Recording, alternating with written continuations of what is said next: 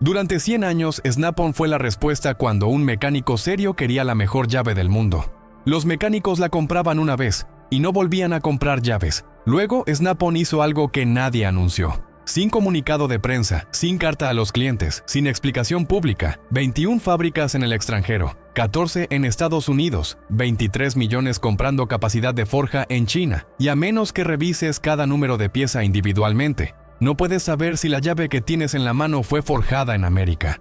Lo que Snap-on abandonó no fue solo una línea de producción, fue lo único sobre lo que construyó su nombre. Hoy vamos a exponer exactamente cómo ocurrió esa traición. Y al final vamos a darte la lista corta, las únicas 3 marcas que todavía garantizan una llave forjada con acero real, sin asterisco, sin letra pequeña, porque en un taller donde una llave rota no es un inconveniente sino un accidente, lo que tienes en la mano importa más de lo que el pasillo de la ferretería quiere que creas. Capítulo 1.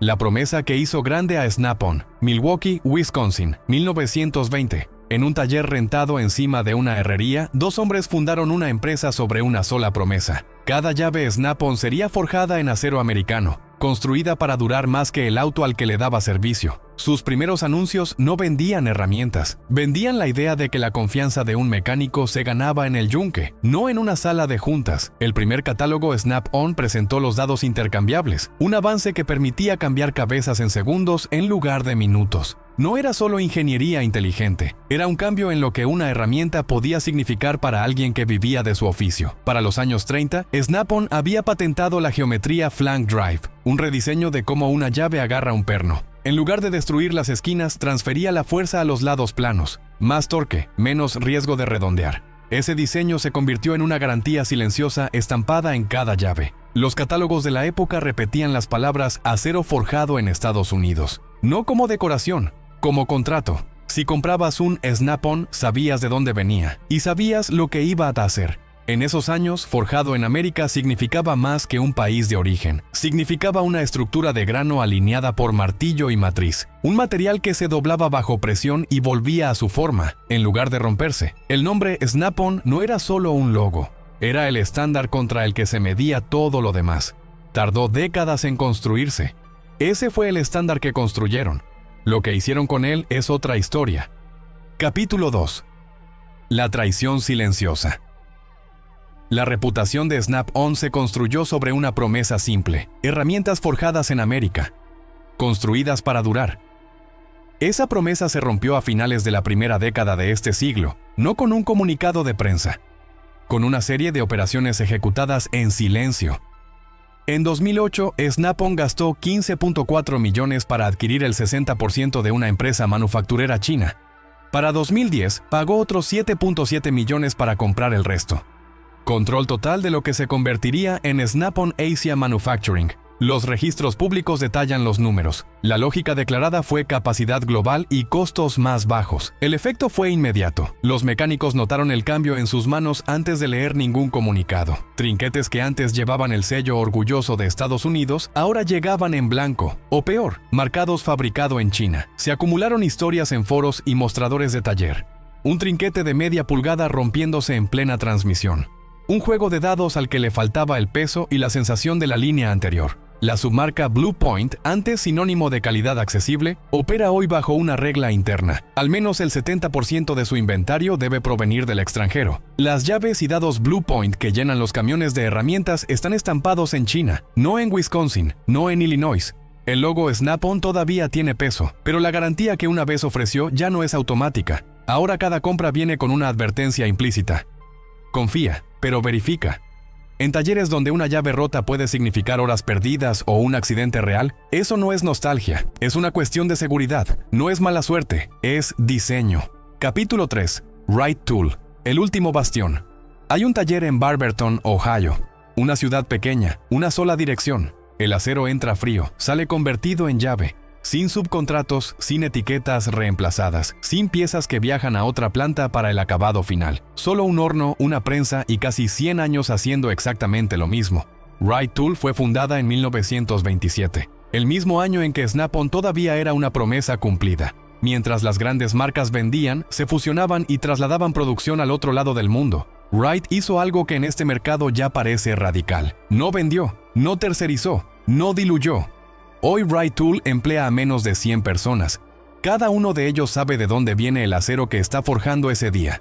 Snap-on tiene 21 plantas en el extranjero y ninguna garantía de que tú puedas saberlo. Ese contraste lo dice todo. Cada envío de materia prima se prueba internamente, no solo para verificar grado o dureza, sino para confirmar que el acero viene de Estados Unidos, sin ambigüedad posible. Las innovaciones patentadas de Wright Tool no son folleto publicitario, son ingeniería orientada a un problema específico. Evitar que la llave se abra bajo torque extremo. Evitar que el perno se redondee cuando más importa. El tipo de torque que enfrentan cuadrillas de oleoductos. El tipo de torque que opera grúas de construcción. No uso doméstico de fin de semana. Uso profesional donde una llave rota no es un inconveniente. Es un accidente. Todo el forjado, tratamiento térmico y acabado ocurre en el mismo sitio. Acero de origen estadounidense. Ni una sola llave subcontratada. Ni una sola llave reetiquetada. En una industria donde el capital privado y la deslocalización se convirtieron en la norma, Wright Tool es la excepción que ya casi no existe, de propiedad privada. Completamente responsable, sin disposición a cambiar eso por un margen más amplio. Wright Tool tiene distribución en Estados Unidos y puede conseguirse a través de distribuidores industriales en México y América Latina. Capítulo 4. Proto. Historia real. Letra pequeña real. Antes de hablar de Proto, hay que hablar de lo que construyó. Los Ángeles, California. Una empresa llamada Plum Tool Company decidió fabricar herramientas que pudieran sobrevivir las exigencias más brutales de la industria.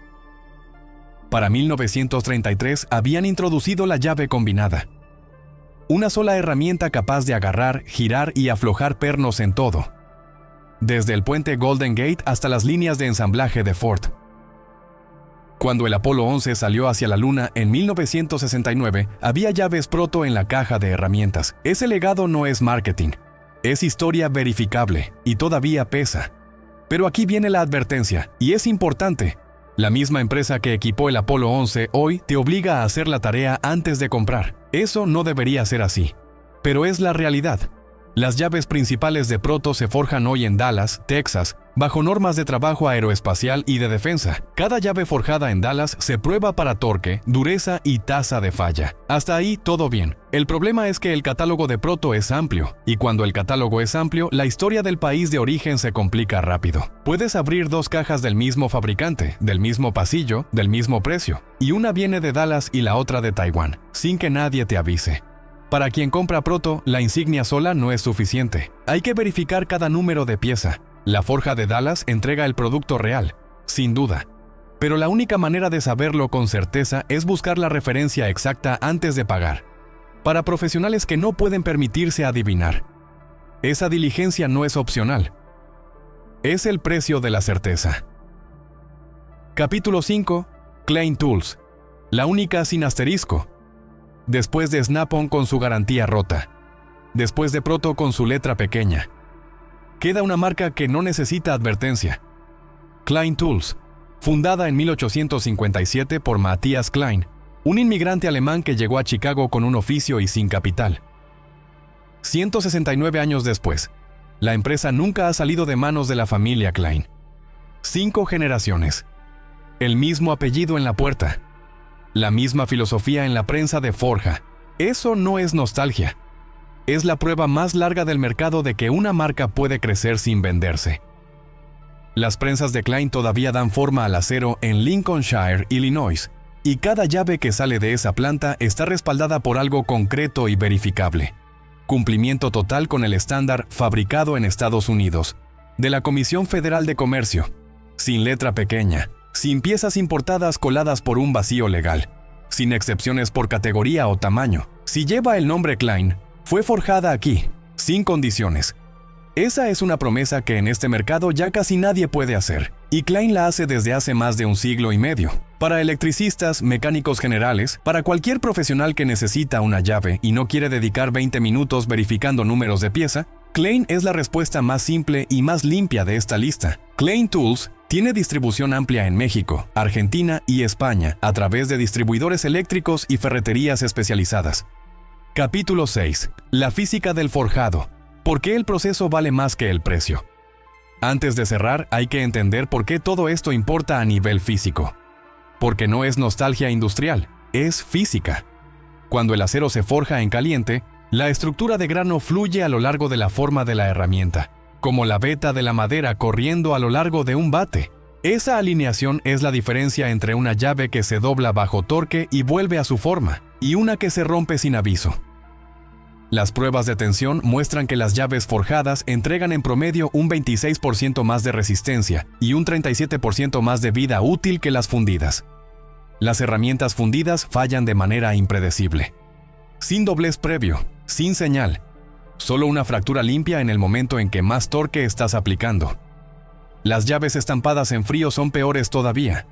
Grietas superficiales invisibles, sin la ductilidad necesaria para el abuso del mundo real. La próxima vez que una llave te falle en un perno que no se mueve, en ese momento exacto ya no vas a pensar en el logo, vas a pensar en el grano del acero, y ya va a ser tarde para elegir. Antes de pagar la próxima llave, haz 3 preguntas. ¿Puedes verificar el país de origen del número de pieza exacto? ¿La empresa cumple con estándares verificables? No solo con su propio marketing, esta herramienta fue forjada o fundida.